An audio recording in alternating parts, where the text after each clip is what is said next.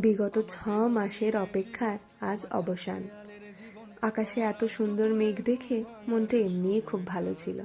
তারপরে অফিস থেকে ফেরার পথে যখন মাছ বাজারে গেলাম, আমি পেলাম এই পাবদা মাছগুলো। গত 6 মাস ধরে যখনই মাছের দোকানে গিয়ে দিদিকে জিজ্ঞাসা করি, আক্কা পাবদা মাছলি হ্যাঁ ক্যা, দিদি মাথা নেড়ে আমাকে যথারীতি হতাশ করে। এই শুক্রবার পাবদা মাছ এসেছিল।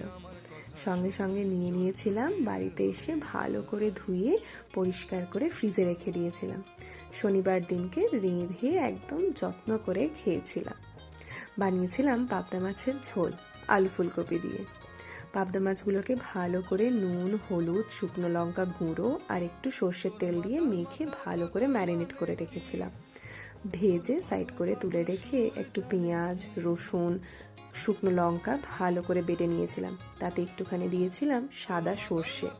তারপরে আলু ফুলকপিগুলোকে আগে থেকেই সেদ্ধ করে রেখেছিলাম, একটু সামান্য কালো জিরে ফোড়ন দিয়ে ভেজে তুলে রাখলাম।